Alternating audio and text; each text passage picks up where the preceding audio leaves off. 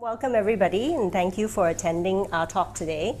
It's going to be a really informal talk, and I'm very excited to have Cyan and Chen here today because we actually went to see their show. Caitlin and Nicole and I, we went to the Singapore Biennale, and actually, to be very honest, yours was our favorite piece. So we stayed and we really loved it, and right there and then we wanted to invite you to give a talk at NIE. So I'm really happy that you're here.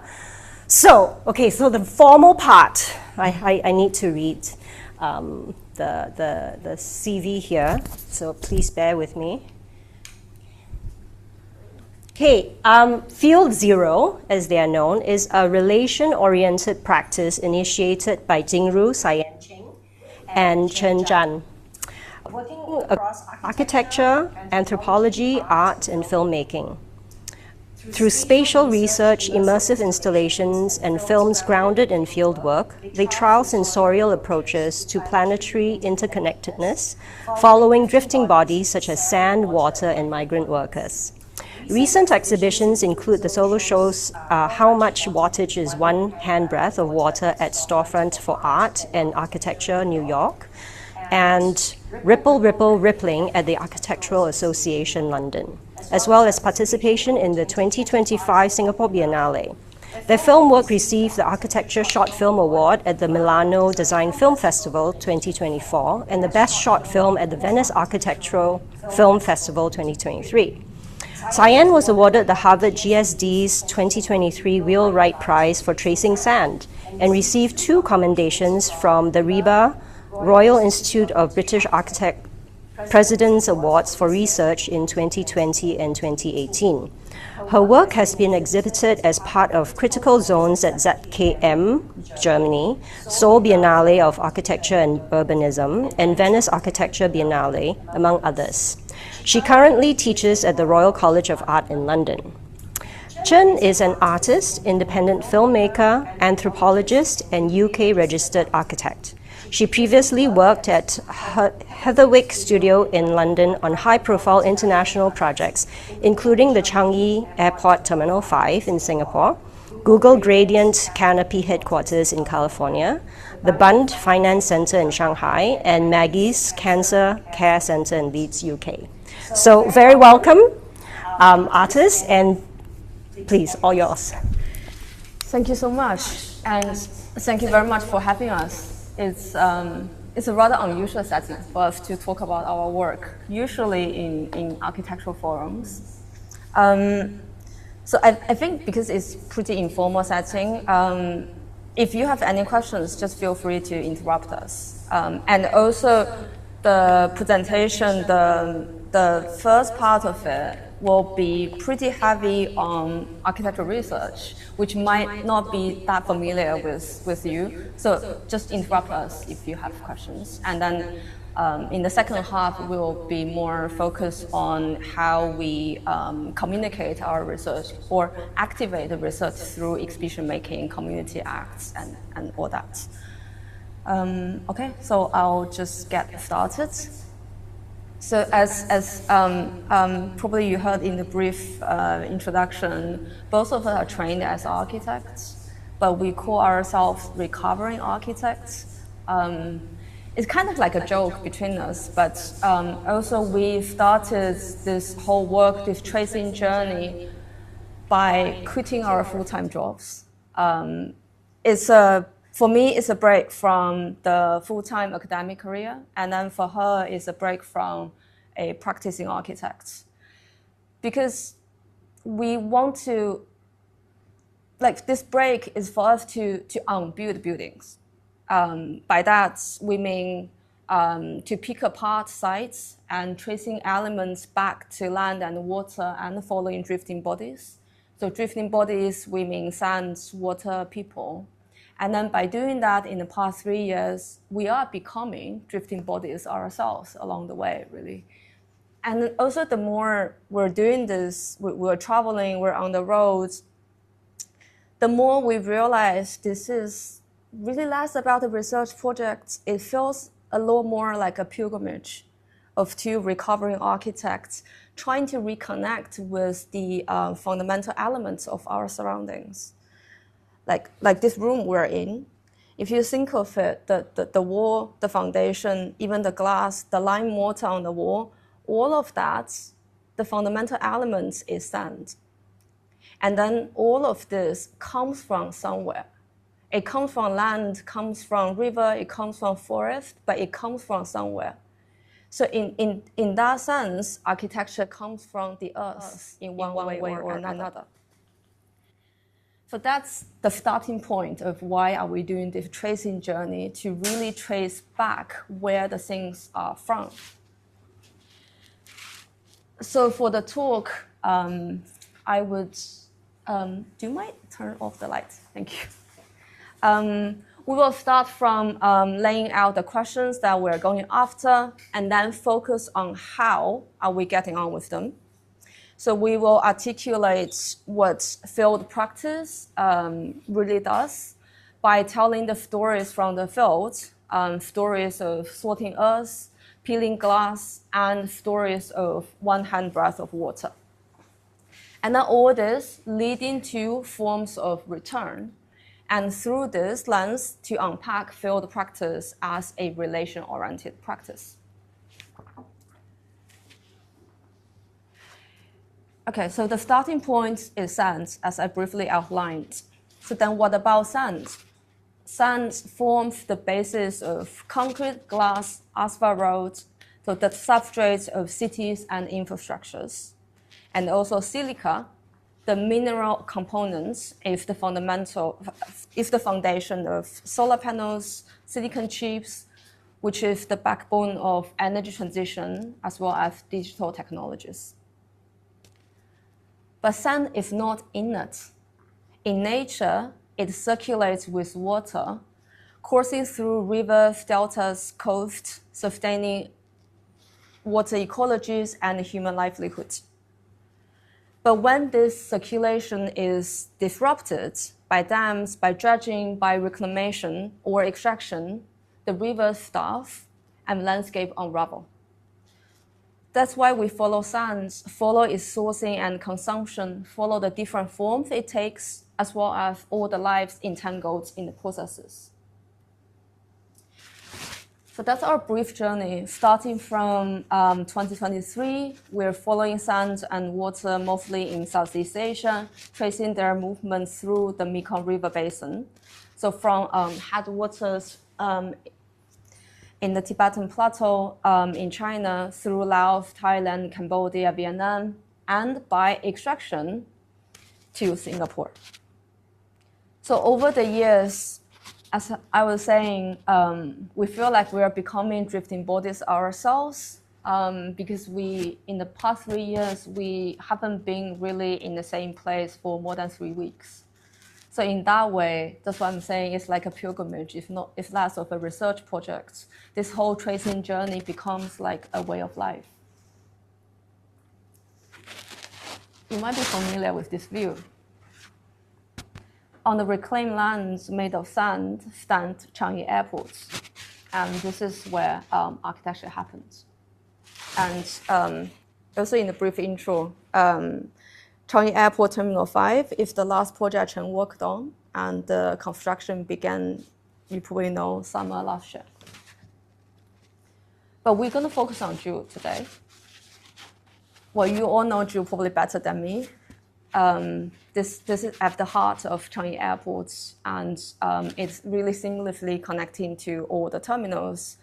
And within architecture field, the Ju is certainly a model for airports around the world. So beneath this vast glass dome, this retail complex houses the world's largest indoor waterfall, set within a terraced forest environment. And the architecture is highly celebrated. And then this is where consumerism, reproduction of nature, and hyperconnectivity are materialized. And then our experience landing into the world housed by the Ju really embodies the smoothness and comfort promised by modernity. So therefore, making the Ju a quintessential anchor of the contemporary energy-intensive way of life. In the design process, the waterfall was modeled as accurately as possible. So it is understanding of the physics and the airflow that inform the terminal spatial organization. So in other words, the climatic elements, air, water, temperature, became the primary elements of design based on computational modeling and stimulation. And all of that are heightened in the glass dome, also made of sand. This glass dome appears to be open, transparent, and airy, but it is a sealed sphere of precisely controlled indoor climate that rules out any inconvenient natural feature. So under the glass dome lies a new environmental paradigm that is in enormous capital, abundant energy, and highly advanced technology. So all mobilized through an architectural form to produce an incredible image of a quasi-intimacy with nature, prioritizing human comforts. By prioritizing human comforts, we mean the visitor level is actually a bit too cold for the tropical plants there, and then the plants there are sourced globally. So if we go back to where architecture happens, again, you're probably familiar with this. Sand that forms a quarter of Singapore's territory comes from mining in Vietnam, Cambodia, Indonesia, among others. So this timeline really lays bare the massive terraforming of Singapore over decades. And despite official bans, illegal sand trade has been ongoing as identified by the UN. So that's the condition zero for Changi Airport and for the Jew. But the parallel reality is the crumbling ground beneath communities who live in the lower Mekong River Basin, as already widely covered by media. The Mekong Delta is shrinking and sinking, and the river banks collapse into the water, taking with them the livelihoods of Vietnamese people, their houses, roads, and rice fields, and disturbing habitats of mangrove fishes and migratory birds. But a footnote, this is a very broad stroke for the sake of framing. There are a lot of nuance and contradictions beneath such narrative. But let's stick to this general depiction for now. The flow of passengers and goods in Changi entangles the flow of sand, and the sand, and the sand. And the flow of sand entangles the displacement of human and more than human communities in the Mekong. But if we do this reversely, it's actually quite telling. Because this is the material flow as captured by satellite image from really above. And then this is what it really entails on the ground. So move on. The Mekong River Basin is far more than just a source of sand. It's an ecosystem that has nurtured a wealth of conditions of living with temporalities of water and unstable ground, such as the Khmer community nurturing mangrove at the edge of the Vietnamese Mekong Delta, and also floating villages spread across Mekong's waterway alongside a massive fish population that migrates to the far reaches of the river. And these floating villages are home to migrant communities whose status and national identities are perpetually adrift. And traveling upstream along the Mekong, so northwest Thailand see riverbank agriculture that works with the appearing and disappearing of the lower riverbank. Meanwhile, the shifting islands on the Mekong make shifting borders between Thailand and Laos. Such as in this image here, so those are us. We stand on a sandy ridge just beneath the water surface. So we are, in that moment, we're feeling the sand moving under our feet. And then this is supposed to be the border between Thailand and Laos. So that feeling of the sand moving beneath our feet really just raises all the questions about national borders and territories. So further up, approaching the headwater of Mekong in China, the tension is high on hydropower dams, and there the watershed becomes powershed. So this is a brief overview of the tracing journey, and then the driving question behind is, for us as architects, what it means to build. What it means to build today at a time of intensified social inequality and ecological crisis. So as you probably see by now, we take aim at iconic sites to dissect the materialization and the form of contemporary energy-intensive way of life.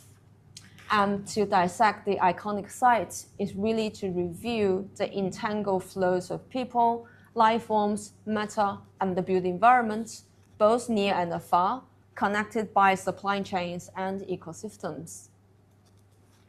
And then that means to reframe the materiality of architecture as an active, tangible force, driving and shaping long chains of consequences and dependencies.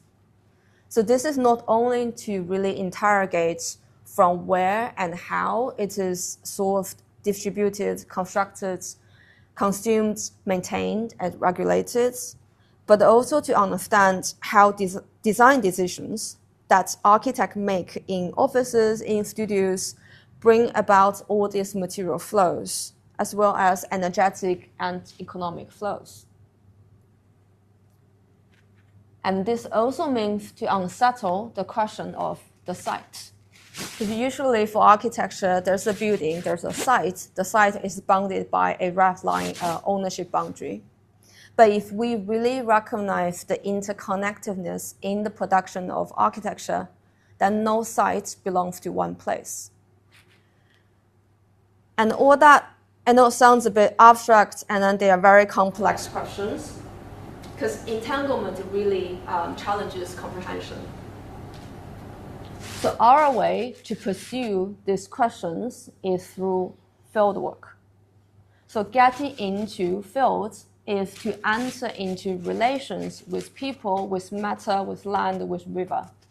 So then the key questions becomes how to learn and practice entanglement empirically. Especially important for us is to understand these connections, not in the abstract, but through tangible, specific registers and embodied experiences.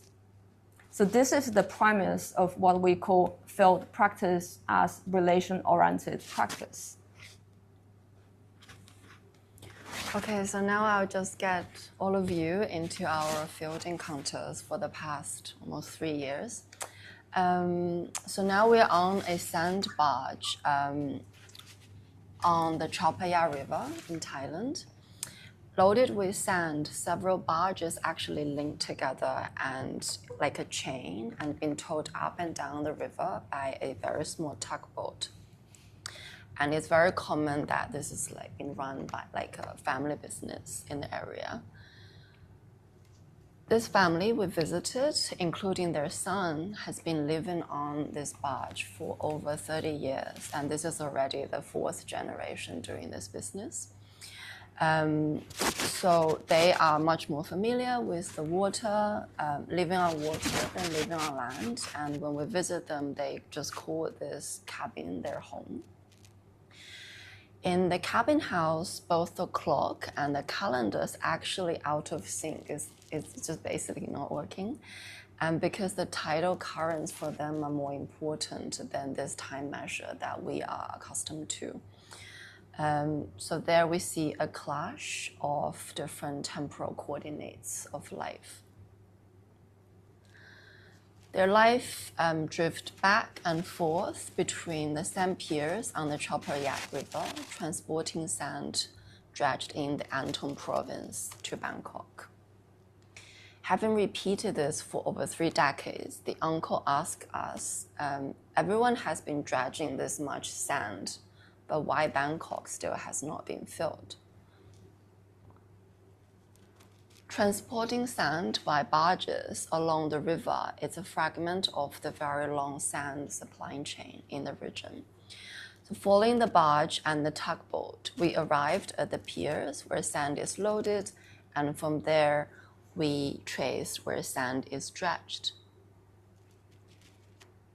Sand here is being directly dug out from rice field, following the river dredging ban. And the land mainly supplies sand for Bangkok. So now we're looking at a very freshly digged out mining spot in the region where you can still see the excavator marks on the land. Digging, digging, digging, until an artificial pond is formed and sand beneath the soil layer become extractable. Sediments at the bottom of the pond are being sucked up by the dredging boats, and through the pipes, they reach the sorting station. Here, sediments are being sorted into 3 categories. That's soil, then landfill sand, and construction sand. This land-based sand mining is literally about digging out the earth and sorting it into different components based on human needs. On that particular day, there is no shade on the fractured land, and beneath the scorching sun, we watch as through digging and sorting, the earth is transformed into commodity. Post-mining, if in a very good location, the land can actually be sold to developers and turn it into like luxury villas. And the sand mining pond would become a landscape feature like an artificial lake, which is very ironic for us. Even the holes of extraction with the absence of sand and soil are to be commodified. On the Mekong River, a site like this one in Laos is just one of many dredging sites along the waterway. Be the digging from land or dredging from the river, all point to the extractive logic. That is to take matter out of its life world to be sorted, calculated, commodified, and circulated. In other words, to be turned into resources. The sound of sand cascading from the steel structure, forming a mound that grows slowly but steadily.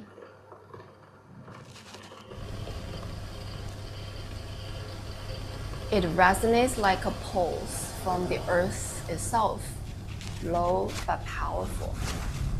Its vibration stirs something within the body when we visit there, like a rhythmic hum, as we listen to it throughout the day.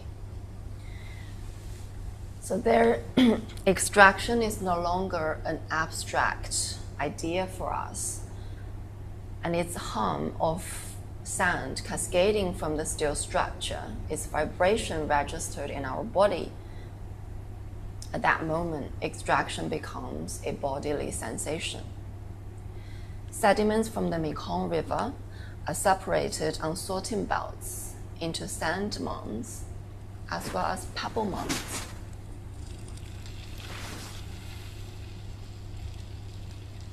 On the pebble mounds, female pickers are very busy hand-picking the large white stone, which can be used in gardens and landscape projects, and therefore with a higher price. These pickers continue until every white pebble is separated and bagged in neat rows. Material processes are deeply entangled with the lives of people, like these female pickers, and like the Thai family living on the sand barges for over 3 decades. And this is a very different type of mound, another kind of sorting. We are now in a glass recycling yard in Guangdong province in China, where architectural glass panels ended up after their life in buildings.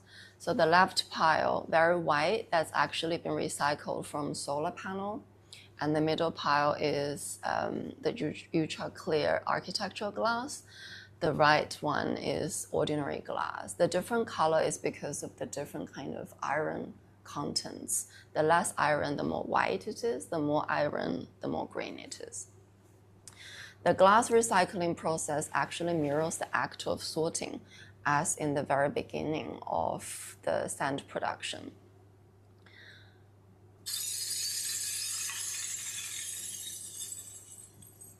Here, we also see a very manual process involved in the recycling yard, literally peeling off layers of glass by hand. And during the field work, this sound of glass shattering really gets into our body. For us, it's a sonic rhythm of labor.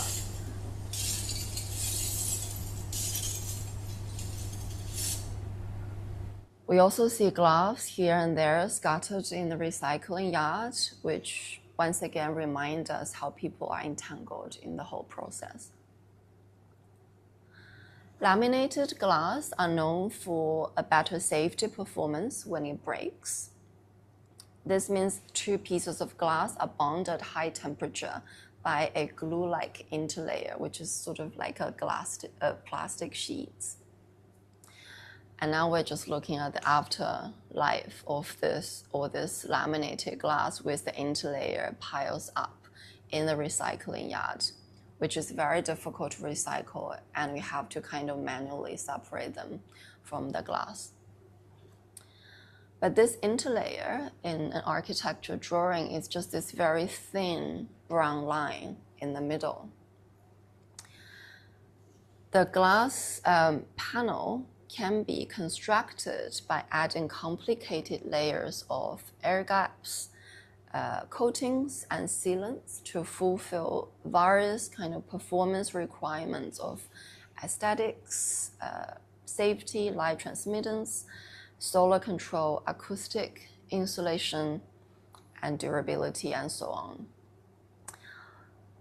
So it is very highly engineered product based on this composite kind of thinking to achieve precise control of light and heating, among other things.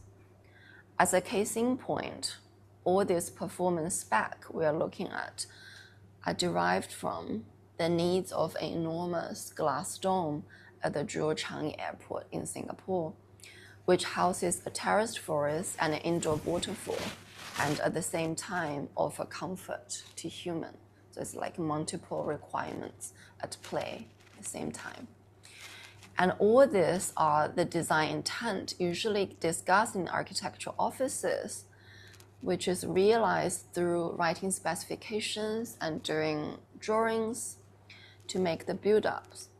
But as architects, we rarely discuss the afterlife, the mess that we created in the recycling yard, as what I witnessed. So the glass tracing is still ongoing, which we hope to carry it on as architects. But in between the sorting earth and peeling glass, we hope to show how our field-based practice take matter as guide. To trace sand is on the one hand to recontextualize and re-embed matter back into the life worlds they are from, and on the other to follow through what an architectural detail really entails. In this way, we seek to confront processes of alienation and externalization, to review and indeed to affirm the interconnectiveness that is always there. Okay, another field story, which is the one directly related to our presentation at the Singapore Biennale. So this one is about how much wattage is 1 handbreadth of water. 1 handbreadth is how much the water level drops daily in Thailand's Vajiralongkorn Dam reservoir when the dam releases water to generate electricity. And the reservoir is inhabited. Communities living here have built a life on rafts floating with the water. So the 1 handbreadth like this water level change is not really perceptible daily, but when it accumulates every day over a year, the water level difference can reach as much as 20 meters in depth, and as such, houses on raft can bob over 200 meters in a year's time. And then people living on raft are Karen Hill tribe, an indigenous community known as the nomadic forest dweller. So the original forest home to Karen Hill tribe had been largely cut down prior to the dam construction. So in that summer, 40 years ago, the dam started filling water. Whatever was left of forest has been submerged. So mountain tops became islands. All this island-looking thing, they're mountain tops. There's entire mountain beneath it. And the Karen people were forced to relocate from forest to rafts. And then some of them now float directly above their submerged homes.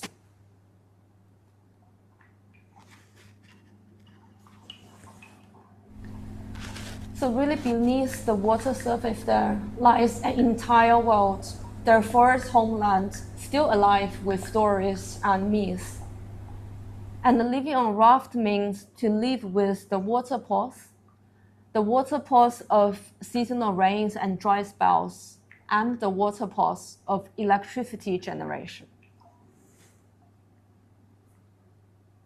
And electricity is something very difficult to store. Its supply, which is dam operation, actually responds to real-time consumption data. So the dam's water release is sensitive to production activities and daily routines on the consumption end by the residents. So the dam operator here told us, the dam knows when you have dinner. And also very crucially, electricity supply works in the logic of a grid. So not a linear point of supply to point of demand manner. It is a central grid that takes in all the power generated and then distributed. So for a variety of reasons beyond simply balancing supply and demand, Thailand takes in hydropower from Laos. And then this newly completed Saraburi Dam on the Mekong River in Laos actually exports 95% of generated electricity to Thailand's national electric grid. And dams under construction on the Mekong River are also part of the transnational power grids in Southeast Asia. This grid is known as the Laos PDR Thailand Malaysia Singapore Power Integration Project, which commenced in 2022. So this transnational infrastructure is an important pilot project that allows Singapore to import the so-called clean energy from its neighbors. So then we follow this electricity supply, arriving in Singapore, arriving at the Ju Changi Airport, and arriving at this waterfall in the tube. This is on the ground floor. I guess all of you have been to Ju, but this is on the ground floor where the water enters, touches the ground. And everyone is doing that. So we were really transfixed by this sense of being extremely close to a waterfall that you can almost touch it, but without getting wet, without hearing its sound. So the usual multi-sensory cues of a waterfall, the raw, the mist, the moisture are all gone. All that remains is the visual. So it's an astonishing sensation of quasi-intimacy with nature. While standing there in front of these tamed and silenced waterfalls, we just couldn't help but think of the energy it takes to pump the water from beneath the ground to the top of the dome, which runs 11 to 12 hours a day and almost every day a year, with the exception of maintenance. So then we thought of where the energy might come from, of the dams in Laos, in Thailand, and of the people who float with the waterfalls in the dam reservoir, and of that one handbreadth of water level change.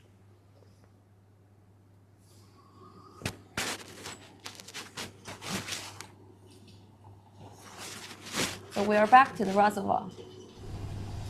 In there, falling asleep and waking up on the raft on a vast water surface really arouses bodily sensation. Like lying there, we can feel every movement, the wave, the wind, the bird, the boats, and sometimes even fish passing below. And also in there, when walking on the raft, because it's all connected, every step triggers a series of movements and sounds. So it's a very, very strong awareness of sharing this place and the moment with many other beings. So it's a learning experience for us, learning how to be a tiny part of our surroundings, learning how to be a pebble joining the ripples, learning how to not be a big storm. And then this humbling, decentering perspective, we're learning it from forest tradition. It's a branch of Thai Buddhism. So organized into a national network of temples, each branch bonds with its local community, and together they nurture the forest on their land. So in Thailand, we've been traveling with the duo Buba, who have been practicing forest tradition for many, many years. And through them, we are fortunate to meet and be accepted by abodes across the places. And then thanks to their generous support and mediation, we are able to access local communities and landscapes. And this is a floating temple in the reservoir. So in this very context, our encounters with the Karen Hill tribe in the Dam Reservoir was guided by the abbot who has resided in this single-person temple in the middle of the reservoir for 17 years, and he's sitting in the middle. So our field-based approach finds really surprising affinity with the practices of the forest tradition. In their teaching, forest is a setting that opens up the senses. And being in a forest is learning through practice. And the forest is everywhere. It is an attitude instead of attribute. And then this just spells out what field practice really means to us. And our current phase is return. It's a return to the context and then to the communities at its core, especially Singapore, Bangkok, and the Dam Reservoir. So we think of this as a territorial constellation unfolding through exhibitions and collective acts that reveal the hidden infrastructure and elemental relations shaping contemporary life. So as part of this year's Singapore Biennale, we presented this relation back to Singapore by asking the audience to confront the image of the waterfall, to break it, and to literally walk through it, entering the world behind it, and then there they will enter Thailand's Vajiralongkorn Dam Reservoir.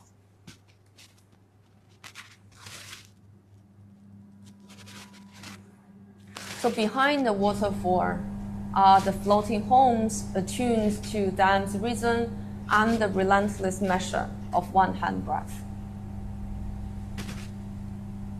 With this critical view, we are pleasantly surprised to see the work actually featured on the cover of Straits Times, and as well as the art newspaper. But more importantly for us, we are using this presence at the Singapore Biennale to launch this water campaign for safe drinking water for children in the reservoir. And we're very grateful that the curators are super supportive of this action. But there's a component in our presentation in the Biennale is the sound bar. The breaking through experience of the waterfall is underscored by an electric soundscape. That is a live audio feedback system to enable electricity of this exhibition site to make sound. And while we have this soundbar hums in Singapore, like it's humming right now as we speak, actually, there's another soundbar installed in Bangkok, again emitting live sound drawing directly from Bangkok's electric currents, making another node in the transnational power grid. So the idea of this instrument really emerged from our field experience of standing beneath high voltage transmission lines. If you ever try that, the lines are usually very, very, very high up. It appears silent. But there's something in the air. Because the air carries like a strange hum. Not a literal sense, but it's a bodily awareness of being embedded within vast energy systems. So this instrument, this aluminum bar, really attempts to evoke that sensation rather than playing the field recording. So in Bangkok, we suspend this bar against a fine-tone rooftop. So the bar sounded into the Bangkok nightlife, which is powered by distant waters and powered directly by electricity from the Vajiralongkorn Dam reservoir. So for this installation, the idea is really to work with invisibility in order to bring in perceptions that's about the vast yet obscured infrastructure that usually disappear behind illuminated metropolis. So we have this there for one night, from sunset to sunrise. And then this open rooftop of Bangkok Kunsthalle was transformed into a sonic portal connected to the power grids, on the one hand linking to Vajiralongkorn Dam reservoir, on the other linking outwards towards Singapore. And of course, the visitors are invited to gently activate the bar themselves, playing the bar. So through that moment, they're entering into a tactile relation with the grid, with electricity. So in that moment, electricity stops being distant or abstract. It's something that you can actually play with. So there are like three components of the day. The sound bar is the one in the middle, as you see. And then we also have a 4-channel sonic composition that reconstructs the spatial and atmospheric condition of life of the floating rafts in the Vajiralongkorn Dam reservoir. And then a third layer is across the rooftop, we played sine waves. If you still remember your high school class, sine wave like that, which is the fundamental form of energy. Sine waves wash through the space, through vibration, and then it is calibrated to the site. So they create high pressure points and low pressure points because they are doing this throughout the site. So this is something that is like an energy field you can't see, but if you walk around the site, you can feel it in your body. So it's, again, playing with the idea of invisibility. How can we sense invisibility? So that's something from the night.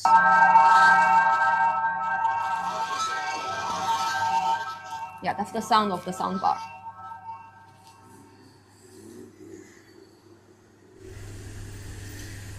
This is in the Chinatown in Bangkok.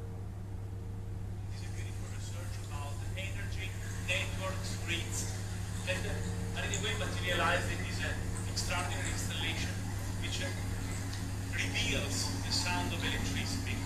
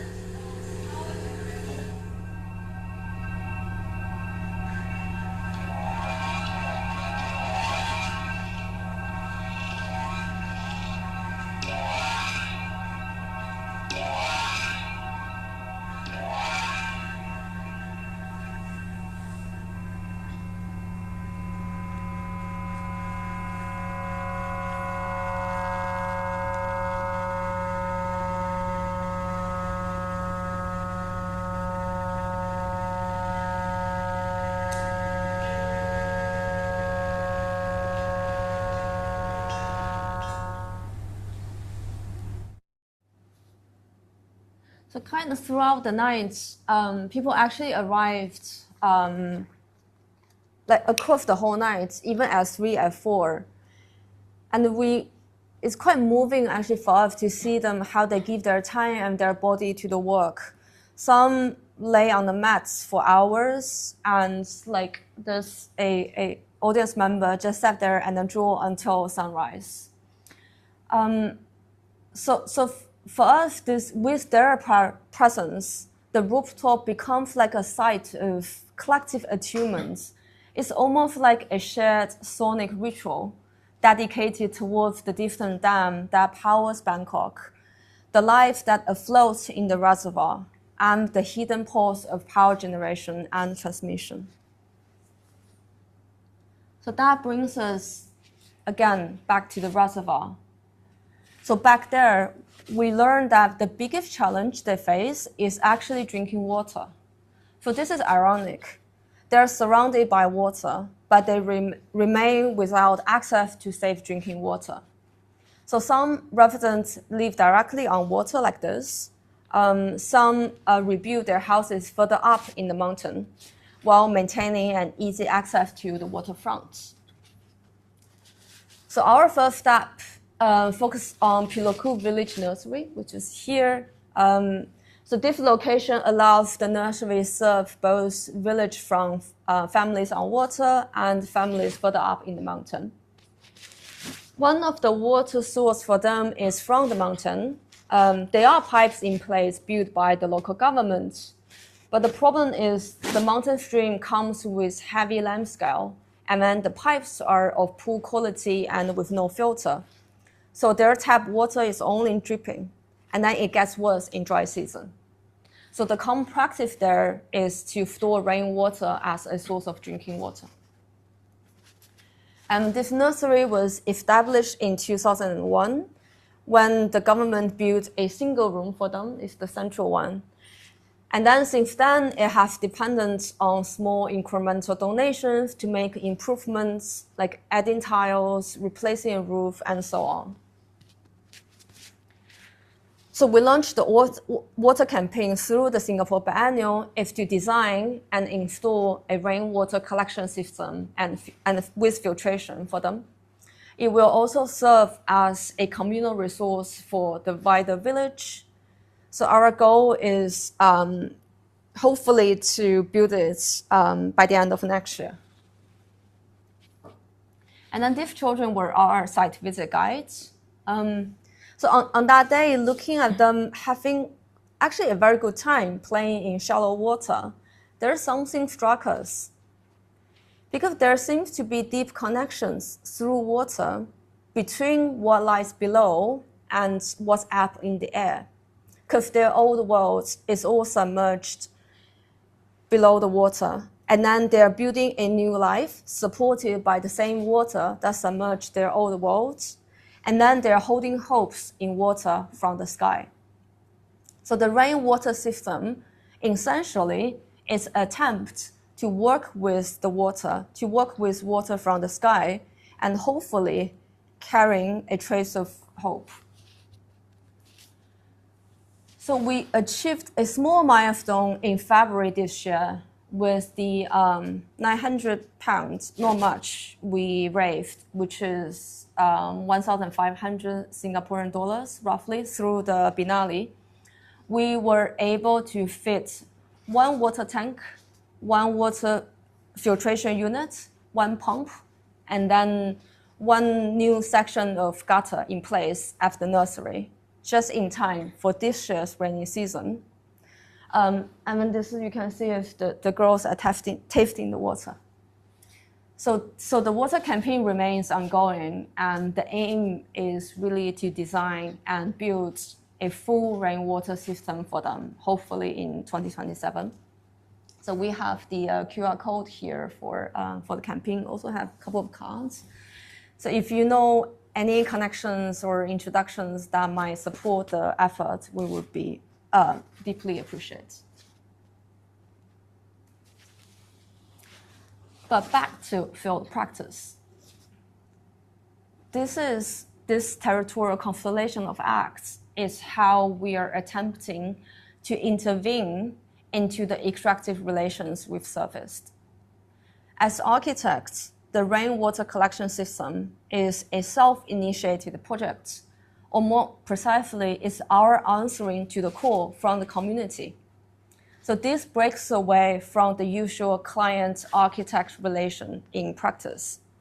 Also, as researchers, as artists, how we could give back to the community that we work with has been very, very consciously on our mind from day one. So here we are trying to mobilize the kind of opportunities we have, which are exhibitions and events, and then try to carve out ways to channel support back to the caring community. And we wouldn't claim this is reversing the extractive relations. At its best, we hope to move towards, move the set of extractive relations towards repair, towards reciprocity. So field practice for us is drawing out relations, entering into them with care, and try our best to move towards repair and reciprocity. So really for us, engaging our relationship with lands is to do this situated, community-grounded work, while at the same time addressing the complexity and transscalarity of planetary connections. Okay, so well, science sharing all the Mekong story we had in Southeast Asia. I just want to use the last few minutes to share briefly another project we had in China working with rural migrant workers, which is a very different way of activating our field practice. So the project is called Rippling. The title actually described like a pebble dropped into water and then creates a ripple out effect. And for us, it's a moving image of thought, which on the one hand, it describes this kind of rural relationship in China, anchored in the village life. And on the other hand, as a way of us, like our way of practicing as a method, always rippling out to find new connections and build new relationships by our field-based practice. So for this project, we've been working with a village called Shigushan at the outskirts of Wuhan in Hubei province in China. So far for about 10 years, no, a bit more than 10 years, since 2015. And the village is located by a stone quarry. So if you recognize the Chinese name, Shi means stone, Bong means, so Shigushan basically means stone-boned mountain. And the villages there are part of China's almost 300 million floating population as rural migrant workers. In the summer of 2023, we organized a screenback event in the village. And through a film installation, we shared with the community how their daily lives and all kinds of improvisation we had been working with them are featured on big screen, which is the very first time a lot of them seeing themselves on the big screen. This collective happening took place in the village's abandoned People's Commune Hall, which is an iconic site for very large-scale political gathering during the People's Commune period in the 1970s. The screening event turned the Commune Hall from a political site into a theater of everyday life, and almost entire village and we really loved it. So among all recognitions, this is the most significant to us. The documentation of the screenback event and the film installation has been translated into a very short experimental film called The Hall. And today I think we can share a trailer of it, so you get a sense of how it is like.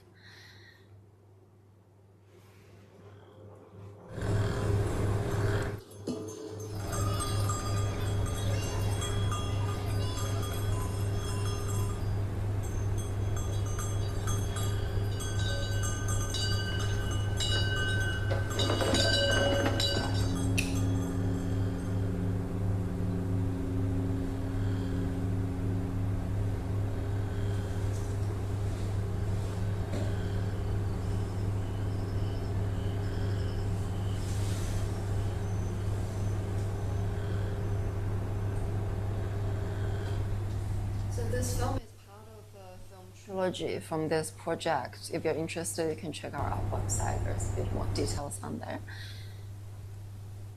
In 2024, we brought the project to London, to Architecture Association in central London. That's where the idea of ripple rippling actually originated from science PhD back to 10 years ago.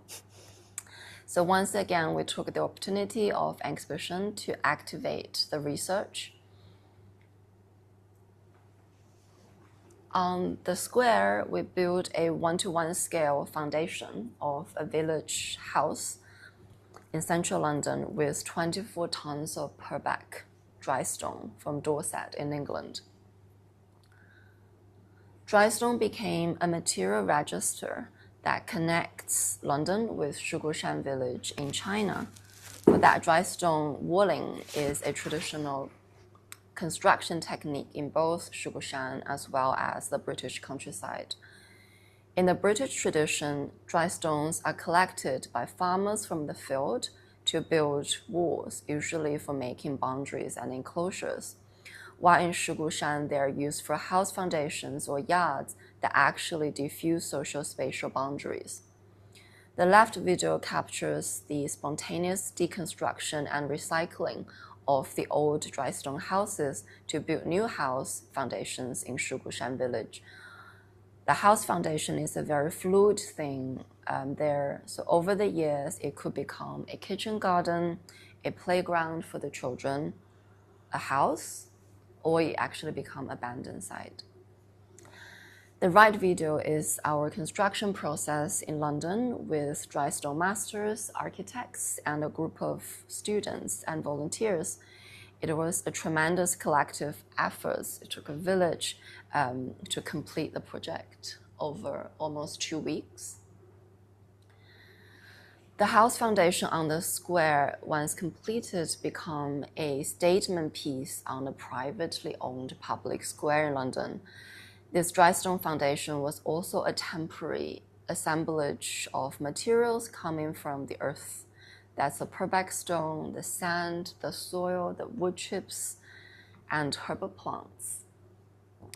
This foundation was a very popular lunch spot for humans as well as birds, and also a playground for kids after school. And at night, it attracts foxes passing by. When it reaches the time limit of planning permission, we invited a food artist, Bonnie Paul, to organize a beautiful edible farewell to the dry stone foundation. For us, it's a very poetic and fermented goodbye to the temporary installation with autumn earthy flavors. And the farewell could not be completed without our foundation regulars, the crow, which we actually witnessed is buried some peanuts in the soil before our farewell lunch. We also organized a dry stone deconstruction workshop. When talking about circular economies, it actually comes down to very concrete things like painstakingly disassembling and sorting and packing the materials. So actually the dry stone wallers in the UK, they learn the building techniques through deconstructing historical walls.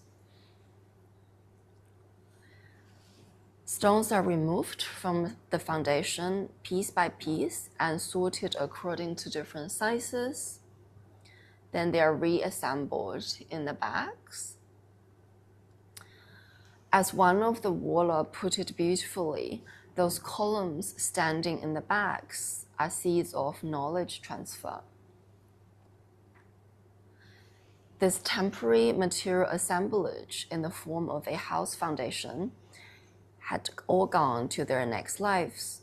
The stone was returned to the quarry in Dorset in England, the plant-based blocks and recycled glass from aggregates taken to the next building sites, the wood chips taken to another pavilion projects on the square, the soil and sand to the community garden, and the potted plants were brought home by workshop participants.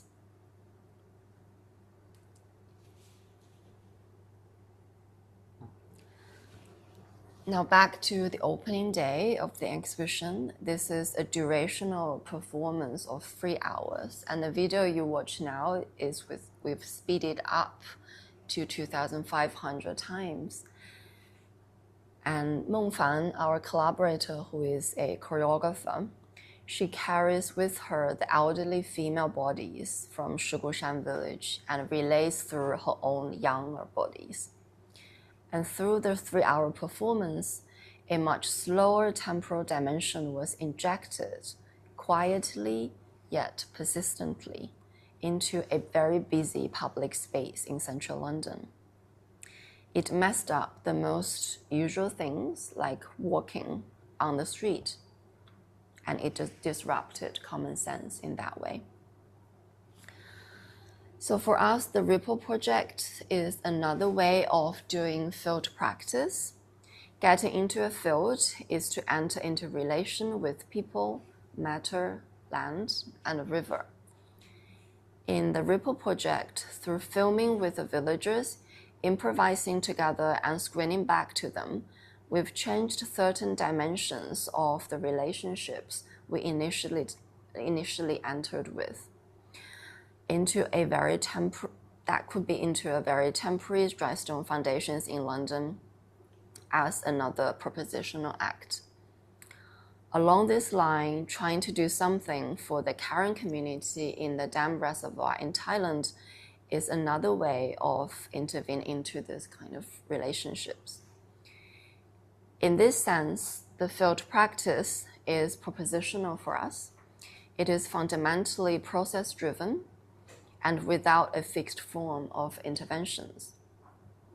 Field practice is all about situating knowledge, about situating relearning, unlearning, and entering into new relationship and practicing new sensibilities. So that ends up the talk here, and then we can have a conversation.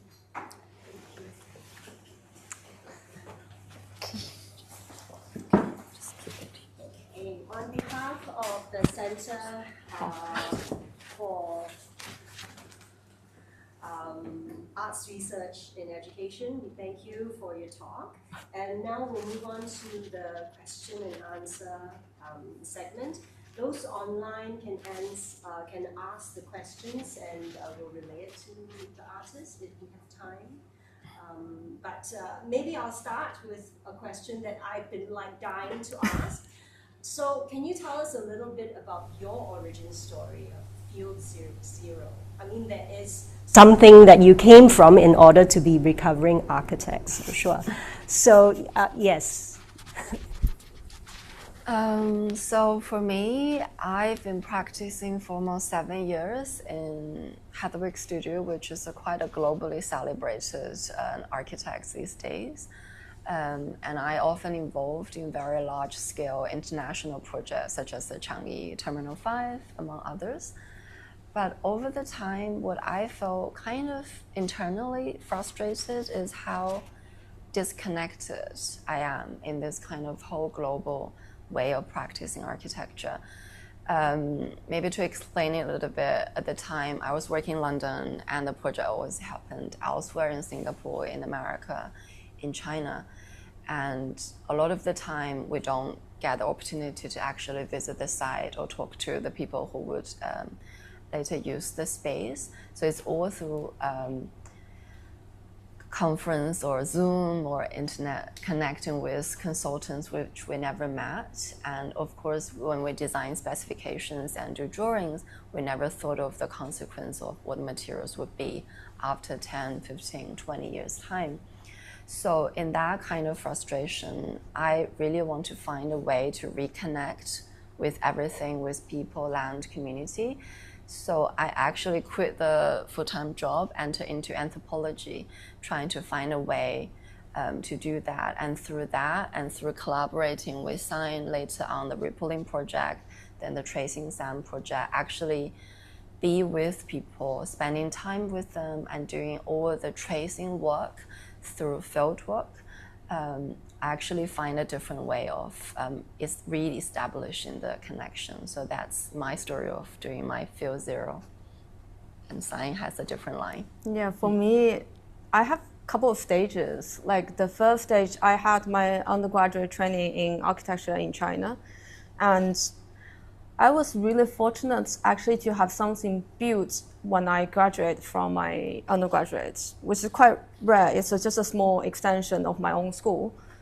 And a couple of years when I just got my PhD from the Architecture Association, I went back to the school and I witnessed the demolition of the project I built when I graduated from my undergraduate. That means the project only survived just a handful of years. And I was standing there watching them demolishing the building, and then I was breathing in the ashes of my own building. So that moment, I was like, what really it means, really, like to design and then to have this in build, you dug out the ground and then you put all the materials here. And only for a couple of years, it's all gone. So like washed in the dust in that moment is like a fundamental question for me, what it means to build, really. So that's kind of like raised my question about the practice. But later on, after my PhD in London, I went to work at Royal College of Art. So I was full-time there for a couple of years, doing full-time research. But then I got frustrated again.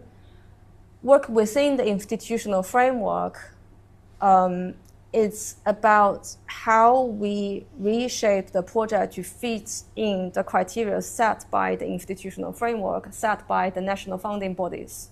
My job was to write funding applications. And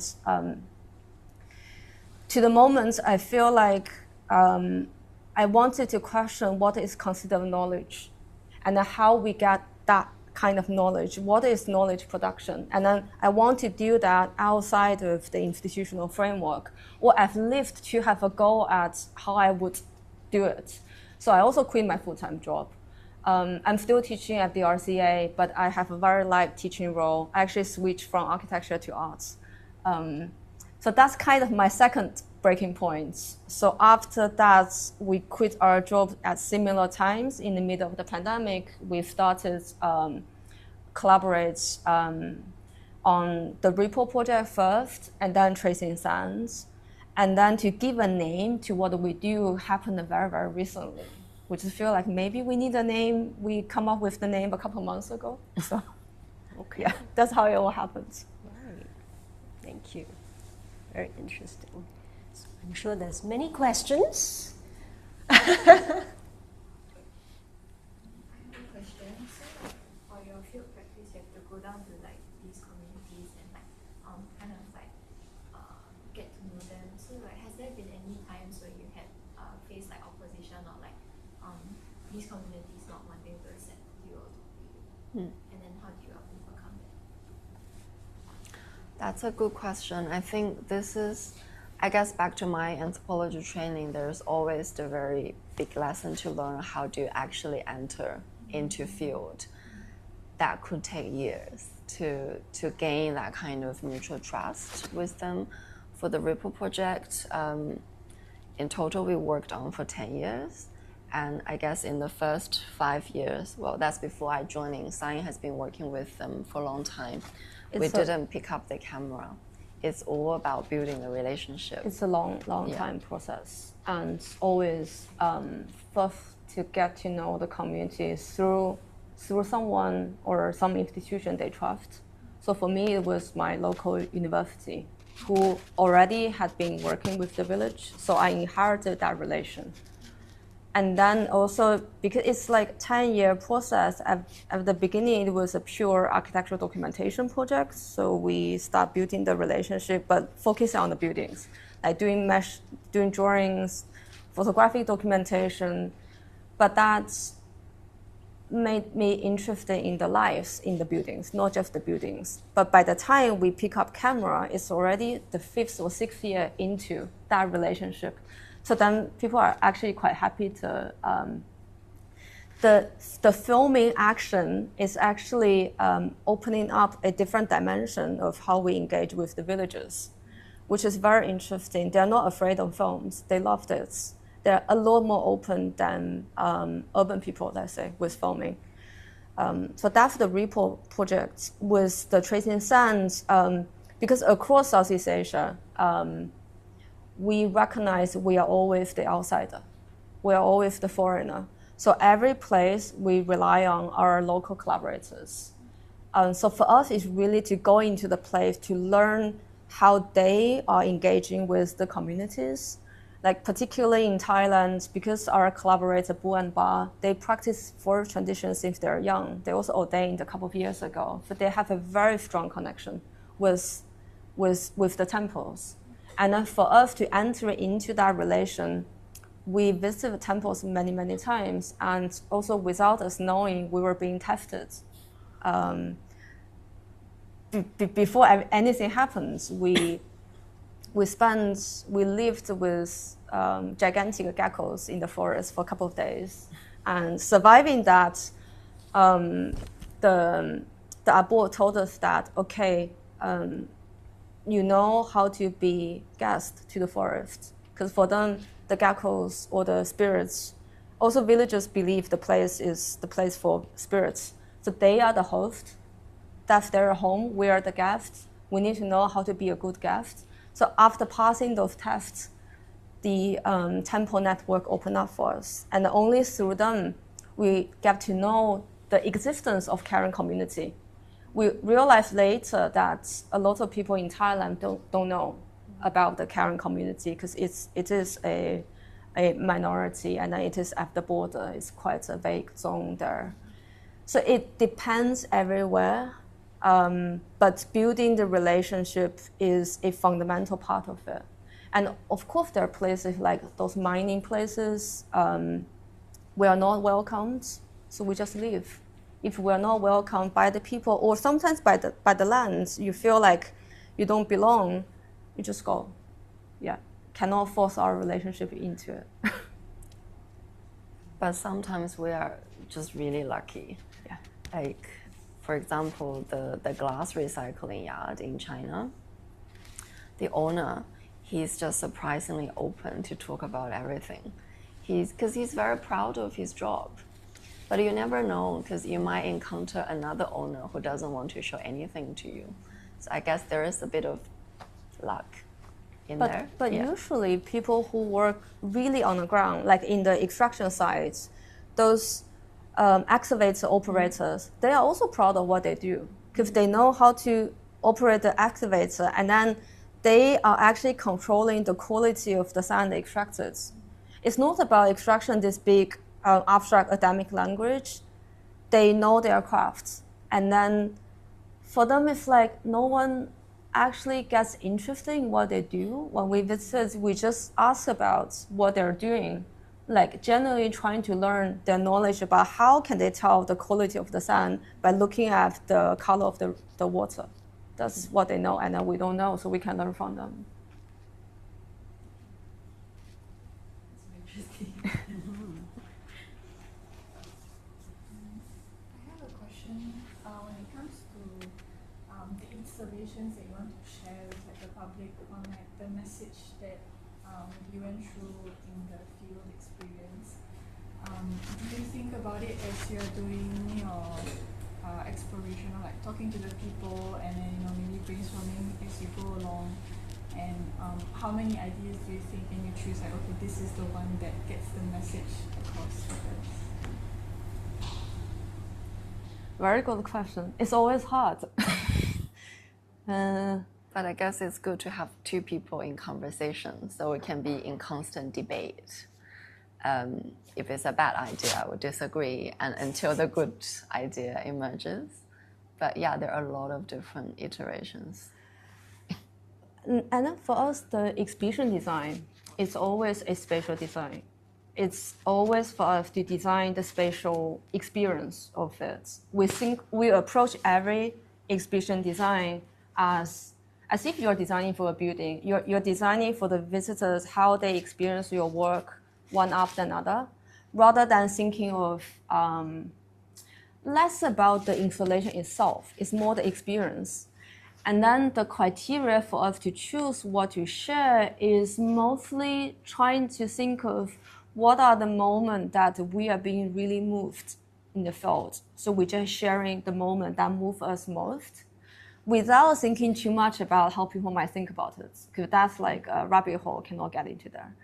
It's like we're just sharing the moment that we really loved. And then we actually hope, and then also to leave enough space when we do this kind of installation, because this is different from academic paper. In the academic paper, it's about the clarity of the message, the layering of the message. But in the arts forum, in installation, we like to leave enough space for the audience to interpret the project in their own way, to connect what we show with their own experience. Like the Biennale presentation, the first iteration is actually in New York. It was commissioned by the New York Gallery. And then in there, when we showed it, there's someone who asked me, well, this sounds all good, but how about New York? Do you know where New York gets its energy from? And then I said, I don't know. But I was really, really happy about the question, because that's the point of it. It's like they see this exhibition and then think of something related to them. So that's, I think, the best we can hope for. So we take that kind of openness. That's why you see, like in the Biennale presentation, you guys visited, it's still more articulated. While the Bangkok version, we removed all the visual. We leave pure sound. And then in that way, we're giving more space to the audience. And also, I think it worked as in we see people really stay hours in there. Some probably fall asleep, and then some come back a second time with their own recording instruments, with new friends. Some are recording videos of themselves dancing in front of the bar. Like they are really taking the installation as their own. And then we like this. Yeah. And I guess we also want to always leave a bit of contingency and improvisation in the installation by not like overly prescribing what we want to do. The sound back actually has 3 iterations, so from New York to Singapore and then recently in Bangkok. But the kind of playing engagement components came in very accidentally in the Biennale. Like some of artists, one day they just came and they just started to play, which I was not sure at the time. We didn't know it can be played like that. Like in New York, we always say no, do not touch the bar. Also, it's very sensitive. You could shouting at one point.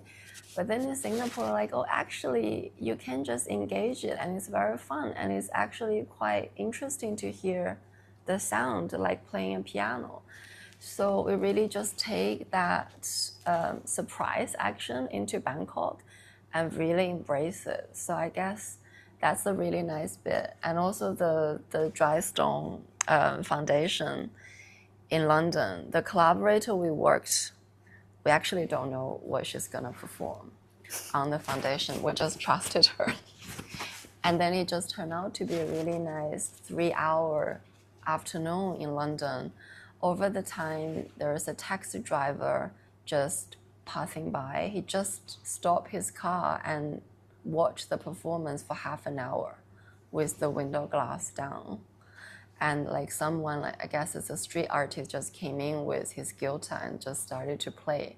I think it's all this kind of surprise relationship, I guess, we're hoping to build through the installation. It just need to give it some space to breathe.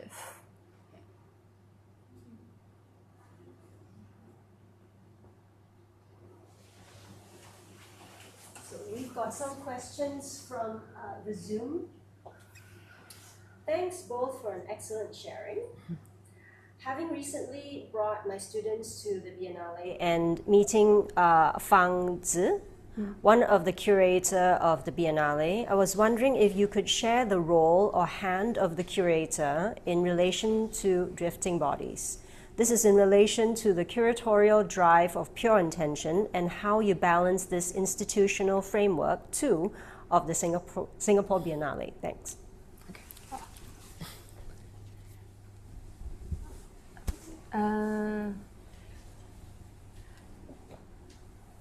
Okay, so what happened is we have this show in New York, the same show, Drifting Bodies, Harmony of the Power Grid, the two works. It was commissioned there. And one of the curators, Duncan Bass, I think, got to know the work, and then he brought the work to Singapore Biennale. And of course, we met and discussed the work with all four curators. And as I mentioned, the point for us to doing the show in Singapore is really the water campaign, because we didn't want to just bring the New York show to Singapore with the same presentation. With the limited budget, we cannot modify the work. It's just, in terms of presentation, it's exactly the same. But for us, the whole point is to add the water campaign part. And then for that, we're very, very grateful for the Biennale to support that. Because in a way, it's not that usual to have a campaign, and also to allow us to use the entering space for the water campaign. And then we made that modification quite late, and then they supported. So that's kind of our interaction with the curatorial team. So in terms of the pure intention framework, I guess it works, but we didn't do the work because of the pure intention framework, because the work is already there. For us, it's more the water campaign part. But it resonates with the theme, as you can say, we are debating the intention behind the jewel, behind the waterfall, while also think of the exhibition. There is how pure, I don't know, there is an intention of the exhibition, which is the water campaign. So in that way, I think the work really resonates with the Biennale. Thank you. Any more questions? Eddie? Thank you very much. Your presentation actually resonated with me on multiple levels. I think one of the things that really struck me was, in some sense, you've kind of reminded us of what it means to be human, and in a sort of very post-human way, to be hearing the inaudible, seeing the invisible, that kind of consciousness really, it's very post-human and much needed. I don't think I will go to the jewel with a different, I will go to jewel with a very different mindset now, thinking about, the people in Mekong and all the destruction. I have a curious question though.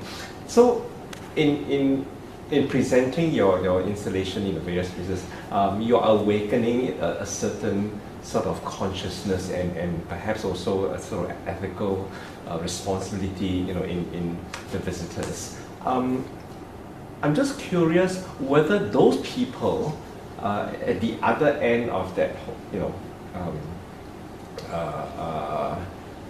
this journey, right?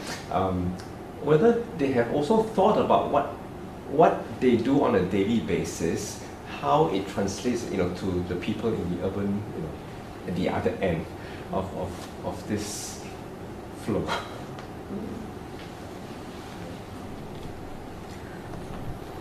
I think for us, we, like, for example, with the reservoir with Karen, as I mentioned, our work is mediated by the abode, by the temple. So we told them about what we're doing. We have this exhibition in Singapore. We have this water campaign.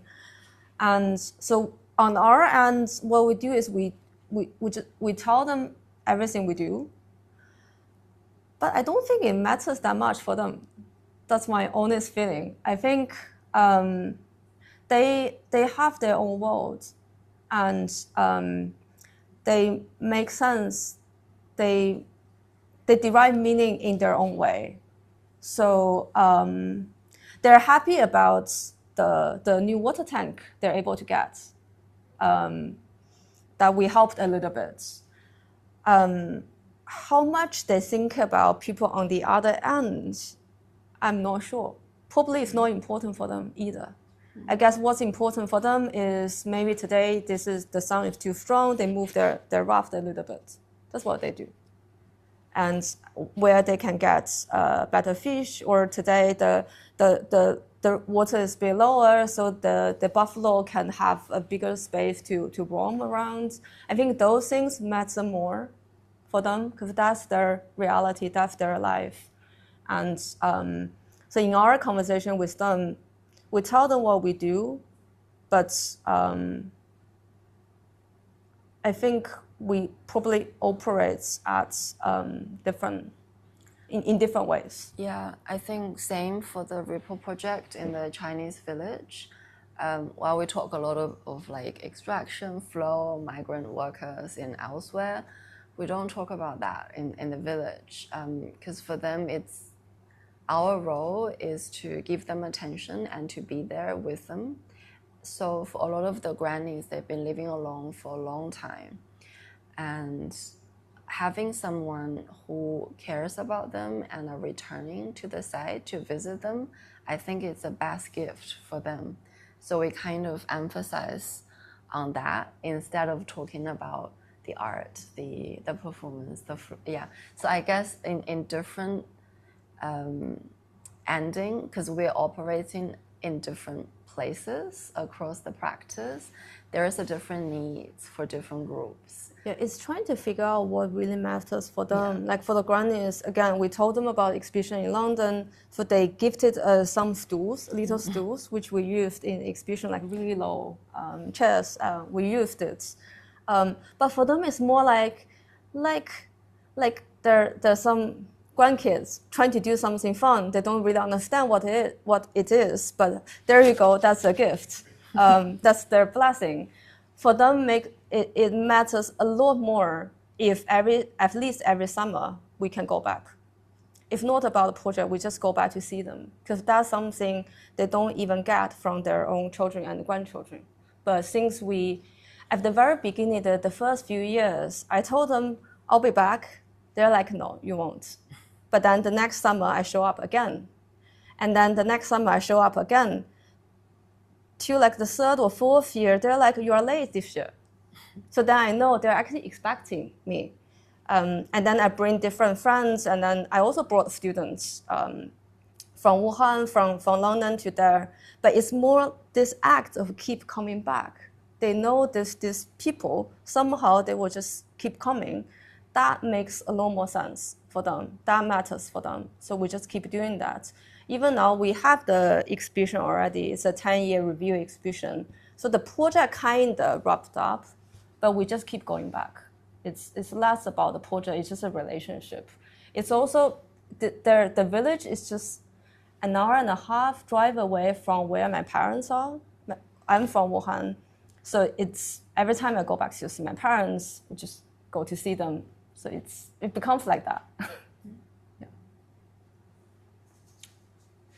Is there any sense of anger, for them to see, their livelihood being disrupted by all this extractions and so forth?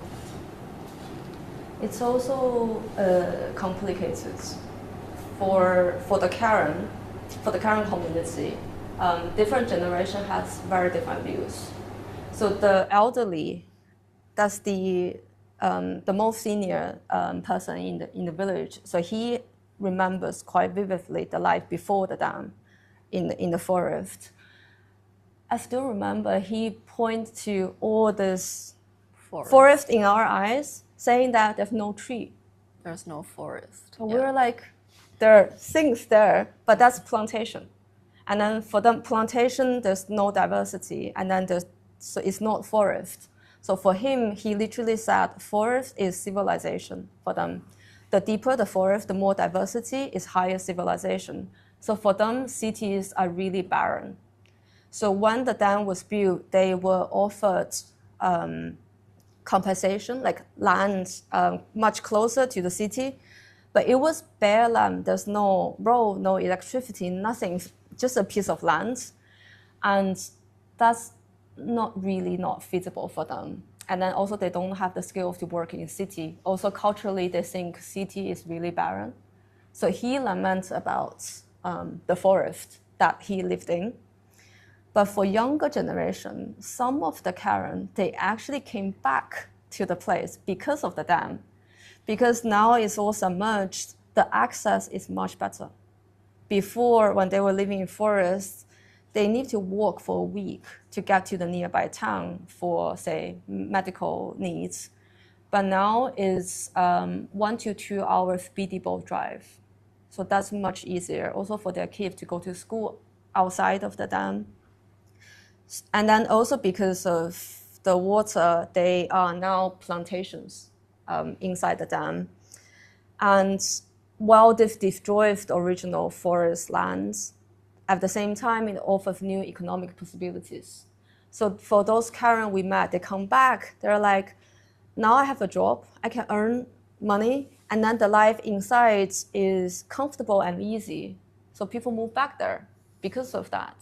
So it's complicated, depends who you talk to. Also, ethnically, inside there it's quite complex. There are a lot of Burmese coming over from just across the mountain, because this is at the border. So for them, living on this water is much, much better than war. So they also preferred this place. And also because of the remoteness, the governance there is rather loose. So some of them don't have any IDs, but it's kind of okay, as long as they don't go outside. So it becomes this zomia on water a little bit. So yeah.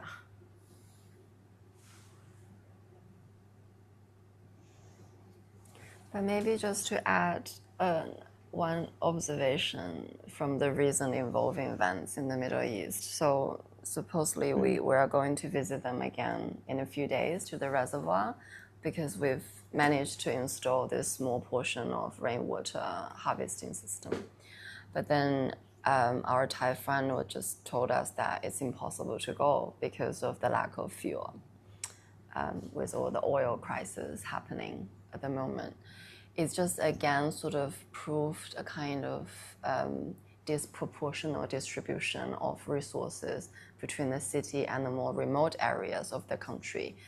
And for them, it's really struggling because they do a lot of agriculture. They have to drive boats for transportation to go out to get supply from the town. But these days, all of these are disrupted.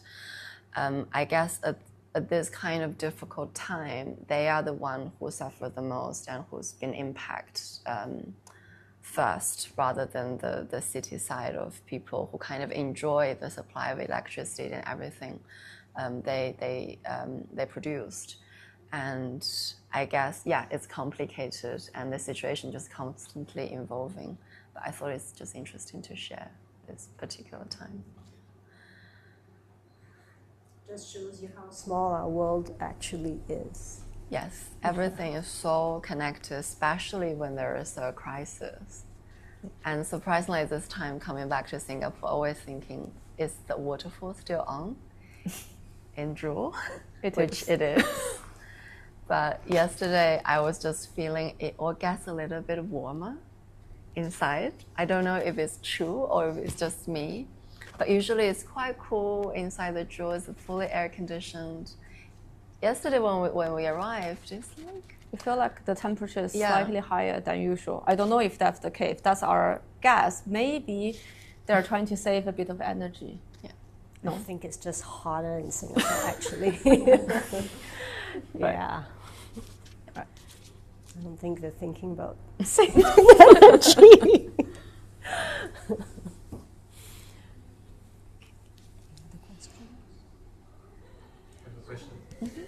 For like field practice, I noticed that you all expose yourself to the cultures or like the land or like the building bricks and all that.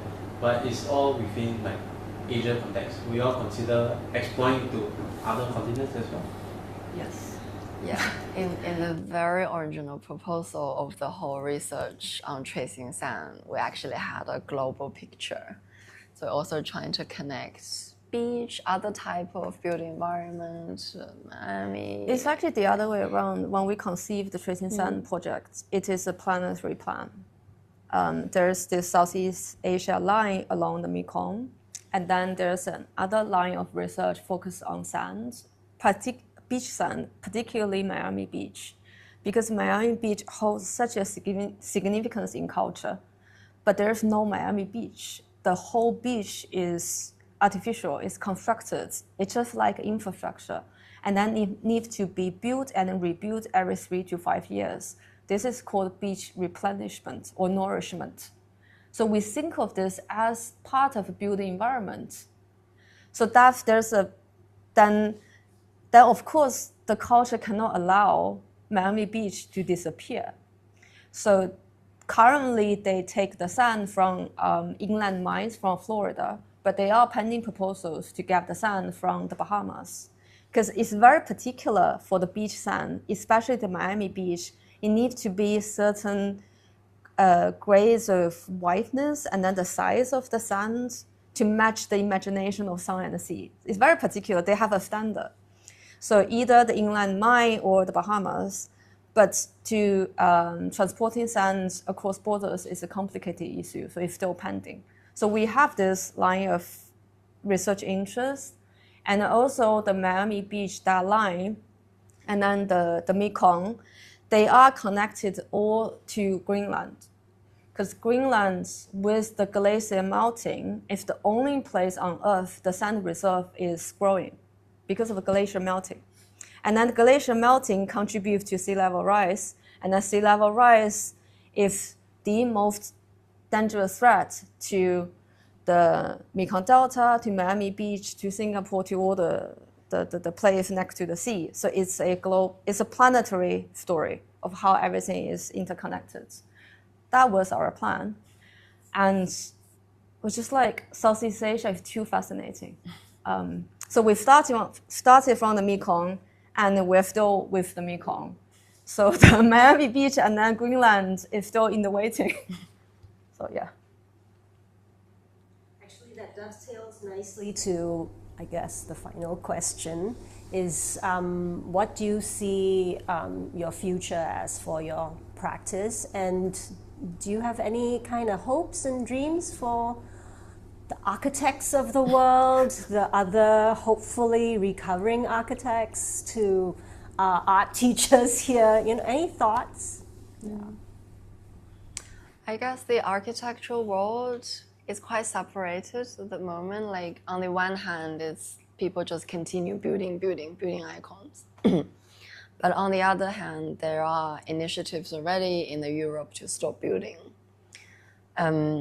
I guess we're just hoping to see some way of persuading the other side to sort of think beyond the kind of object, single side based practice, which we need to kind of inject this awareness of how things are connected and what we're actually doing to the environment. And very importantly for practicing architects is to actually giving them some agency, because a lot of them will say, oh, sorry, there's nothing I can do because I just work in the practice. I've got this project, I just have to build it. I would say, look, now you draw this line. So in the glass story I shared, every single line we draw, we design, has a consequence somewhere. So the change can start from maybe a small place to rethink of what is comfort, why do we need comfort, can we design differently? I think it's all coming from the small place, but of course it takes a long time to make that change. But at least for me, I kind of withdraw from the building project I was in previously, and I'm hoping to use this architecture knowledge to give it to someone who really need that knowledge. For example, the Karen community who just need a functioning system to provide them safe drinking water. I think it's about channeling that intention. Yeah. I think maybe link back to education. The kind of architecture education we received, architects is conceived as this neoliberal worker within a studio, do drawings on laptop. And for our experience, I would say that they should really learn going out there to really visit extraction site, to visit recycling yards. And then from there, they will learn a lot more about architecture rather than stay in a really comfortable air-conditioned space doing drawings. So that's like back to the education. And then this dimension.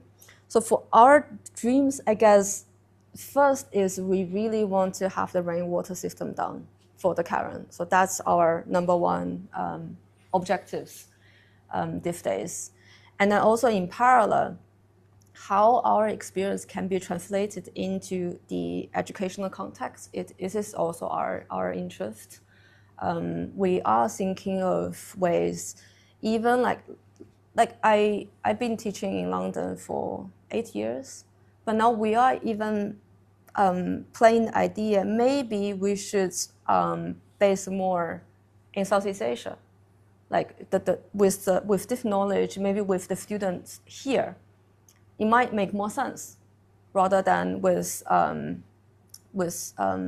like bring rich European kids into Southeast Asia. That just doesn't make much sense. So we are very constantly trying to think how the next step of our practice, how that on the one hand is the real thing for Karen, the other is to be more integrated with the educational thing actually in this context rather than remotely. Yeah. Thank you very much. We shall now think about what the consequences are when we draw a line. Thank you, really, for that amazing sharing. Thank you guys. Thank you.